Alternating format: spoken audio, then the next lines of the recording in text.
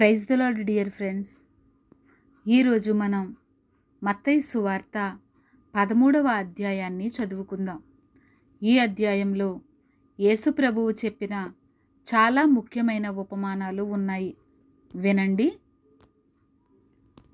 13వ అధ్యాయం 1 నుండి 58 వచనాలు ఈ విధంగా వ్రాయబడి ఉన్నాయి. ఆ రోజు యేసు ఇంట్లో నుండి వెళ్ళి సముద్రం ఒడ్డున కూర్చున్నాడు. ప్రజలు పెద్ద గుంపులుగా తన చుట్టూ చేరినప్పుడు ఆయన పడవ ఎక్కి కూర్చున్నాడు. ప్రజలంతా ఒడ్డున నిలుచున్నారు. ఆయన వారిని చూసి చాలా సంగతులు ఉపమాన రీతిగా చెప్పాడు. ఆయన వారితో, విత్తనాలు చల్లేవాడు చల్లడానికి బయలుదేరాడు. అతడు విత్తనాలు చల్లుతూ ఉంటే కొన్ని విత్తనాలు దారి పక్కన పడ్డాయి. పక్షులు వచ్చి వాటిని మింగివేశాయి. కొన్ని విత్తనాలు మట్టి ఎక్కువగా లేని రాతి నేల మీద పడ్డాయి. అక్కడ మట్టి లోతుగా లేకపోవటం చేత అవి వెంటనే మొలకెత్తాయి. కానీ ఎండ వచ్చినప్పుడు అవి మాడిపోయి వేరులు లేకపోవటంతో ఎండిపోయాయి. కొన్ని విత్తనాలు ముళ్ళకంపల్లో పడ్డాయి. ముళ్ళకంపలు ఎదిగి వాటిని అణిచివేశాయి. మరికొన్ని విత్తనాలు మంచి నేలపై పడి పంటకు వచ్చాయి. వాటిలో కొన్ని 100 రెట్లు, కొన్ని 60 రెట్లు, కొన్ని 30 రెట్లు ఫలించాయి. చెవులున్నవాడు వినుగాక అన్నాడు. తరువాత శిష్యులు వచ్చి, నీవు ఉపమానాలతో ఎందుకు వారితో మాట్లాడుతున్నావు అని అడిగారు. ఆయన వారికి జవాబిస్తూ ఇలా అన్నాడు. పరలోక రాజ్యం మర్మాలు గ్రహించే భాగ్యం దేవుడు మీకు అనుగ్రహించాడు. వారికి అనుగ్రహించలేదు. కలిగిన వాడికి ఇంకా ఎక్కువ ఇవ్వటం జరుగుతుంది. అతనికి సమృద్ధిగా ఉంటుంది. లేనివాని నుంచి అతని దగ్గర ఉన్న కొంచెం కూడా తీసివేయడం జరుగుతుంది. ఇందుకోసమే నేను వారికి ఉపమానాలతో బోధిస్తున్నాను. వారు చూస్తున్నారు కానీ నిజానికి చూడరు, వింటున్నారు కానీ నిజానికి వినరు, అర్థం చేసుకోరు. యెషయా చెప్పిన ప్రవచనం వీరి విషయంలో నెరవేరింది. మీరు వినడానికి వింటారు కానీ గ్రహించరు, చూడడానికి చూస్తారు కానీ ఏమాత్రం తెలుసుకోరు. ఈ ప్రజల హృదయం బండబారిపోయింది. వారికి చెముడు వచ్చినట్టుగా ఉంది. వారి కళ్ళు మూసుకుపోయాయి. వారు కళ్ళారా చూసి చెవులారా విని హృదయంతో గ్రహించి మనసు తిప్పుకొని నా వలన బాగుపడే వీలు లేకుండా పోయింది. అయితే మీ కళ్ళు చూస్తున్నాయి కాబట్టి అవి ధన్యమయ్యాయి. మీ చెవులు వింటున్నాయి కాబట్టి అవి ధన్యమయ్యాయి. చాలామంది ప్రవక్తలు, నీతిమంతులు మీరు చూస్తున్న వాటిని చూడాలని ఆశించారు, కానీ చూడలేకపోయారు. మీరు వింటున్న వాటిని వినాలనుకున్నారు కానీ వినలేకపోయారని మీతో ఖచ్చితంగా చెబుతున్నాను. విత్తనాలు చల్లేవాడి గురించిన ఉపమానం అర్థం వినండి. ఎవరైనా రాజ్యం గురించిన వాక్కు విని గ్రహించకపోతే దుష్టుడు వచ్చి అతని హృదయంలో పడిన విత్తనాలను ఎత్తుకుపోతాడు. దారి పక్కన చల్లిన విత్తనాలు వీరే. రాతి నేలను చల్లిన విత్తనాలు ఎవరంటే వాక్యం విని వెంటనే సంతోషంతో దాన్ని అంగీకరించేవారు. అయితే అతనిలో వేరు లేకపోవటంతో అతడు కొద్ది కాలమే నిలిచి ఉంటాడు.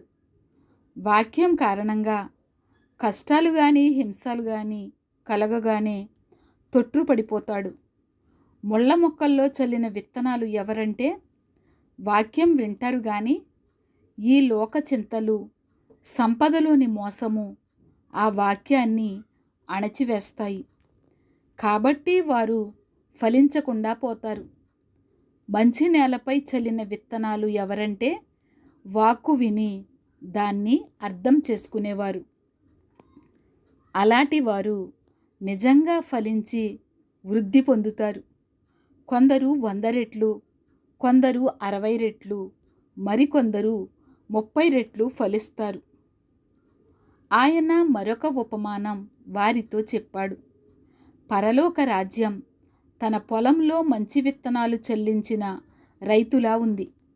మనుషులు నిద్రపోతూ ఉంటే అతని శత్రువు వచ్చి గోధుమల మధ్య కలుపు మొక్కల విత్తనాలు చల్లిపోయాడు. మొక్కలు పెరిగి కంకులు వేసినప్పుడు ఆ కలుపు మొక్కలు కూడా కనిపించాయి. అప్పుడు ఆ రైతు పనివారు అతని దగ్గరికి వచ్చి, అయ్యా, నువ్వు నీ పొలంలో మంచి విత్తనం చల్లించావు కదా, అందులో కలుపు మొక్కలు ఎలా వచ్చాయి అని అడిగారు. ఇది పగవాడు చేసిన పని అని అతడు వారితో అన్నాడు. ఆ పనివారు, మేము వెళ్ళి ఆ కలుపు మొక్కలను పీకేయమంటారా అని అతన్ని అడిగారు. అందుకు ఆ యజమాని, వద్దు, కలుపు మొక్కలను పీకితే వాటితో పాటు గోధుమ మొక్కలను కూడా పెళ్ళగిస్తారేమో. కోతకాలం వరకు రెంటినీ కలిసి పెరగనివ్వండి. కోతకాలంలో మొదట కలుపు మొక్కలను పోగు చేసి కాల్చివేయడానికి కట్టలు కట్టండి. గోధుమలను నా గిడ్డంగిలో చేర్చండి అని కోత కోసేవారికి చెబుతాను అన్నాడు. ఆయన మరొక ఉపమానం వారితో చెప్పాడు.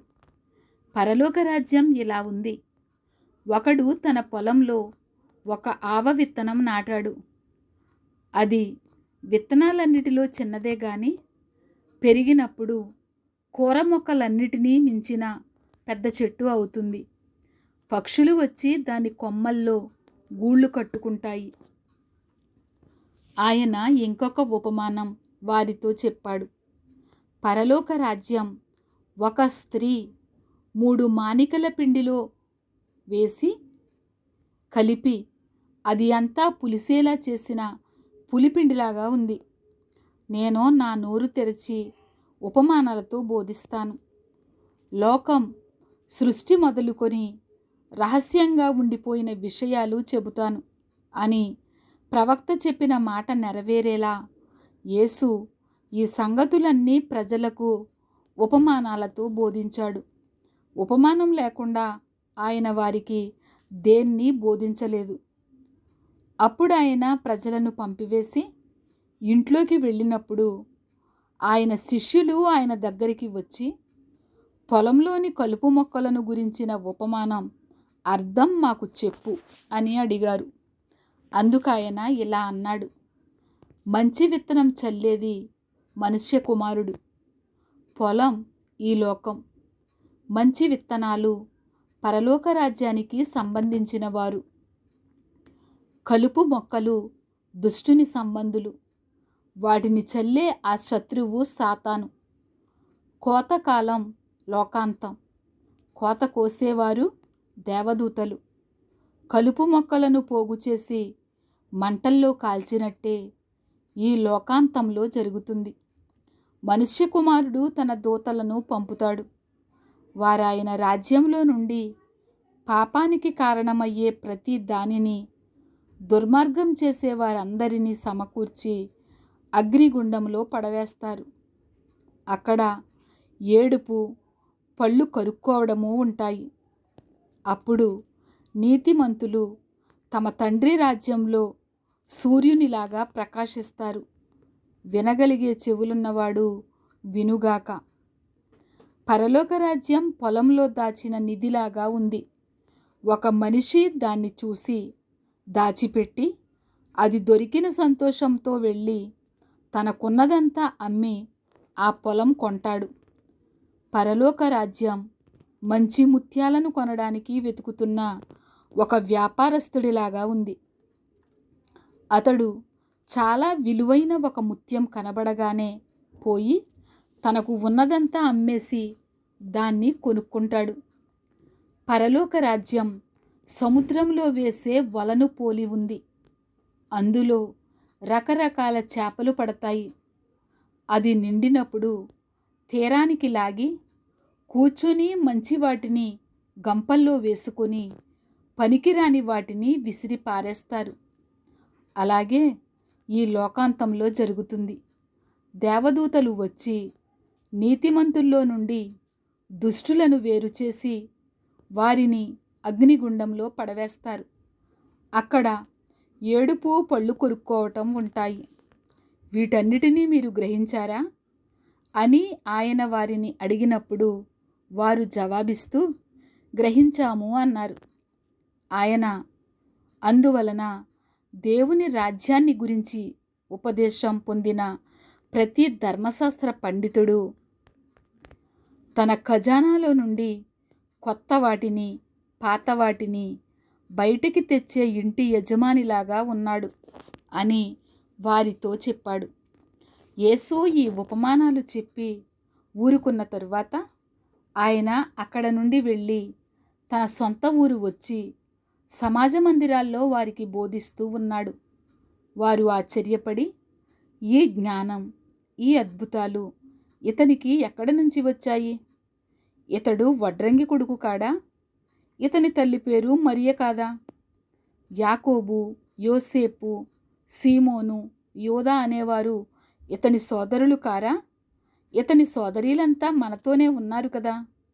ఇతనికి ఇవన్నీ ఎక్కడ నుండి వచ్చాయి అని చెప్పుకొని ఆయన విషయంలో అభ్యంతరపడ్డారు. అయితే యేసు, ఒక ప్రవక్త తన స్వదేశంలో తన సొంత ఇంట్లో తప్ప మిగతా అన్ని చోట్ల ఘనత పొందుతాడు అని వారితో చెప్పాడు. వారి అవిశ్వాసాన్ని బట్టి ఆయన అక్కడ ఎక్కువ అద్భుతాలు చేయలేదు. ఫ్రెండ్స్, మనం ఈ వీడియోలో 13వ అధ్యాయాన్ని, దానిలో ఉన్న ఉపమానాలను విన్నాం. ఈ వీడియో చివరి వరకు మీరు విన్నారు కదా. మీకు నచ్చినట్లయితే లైక్ చేయండి, సబ్స్క్రైబ్ చేయండి. ఇంకా అనేక మంది వినడానికి షేర్ చేసి మీ ఫ్రెండ్స్కి కూడా వీడియోను షేర్ చేయగలరు.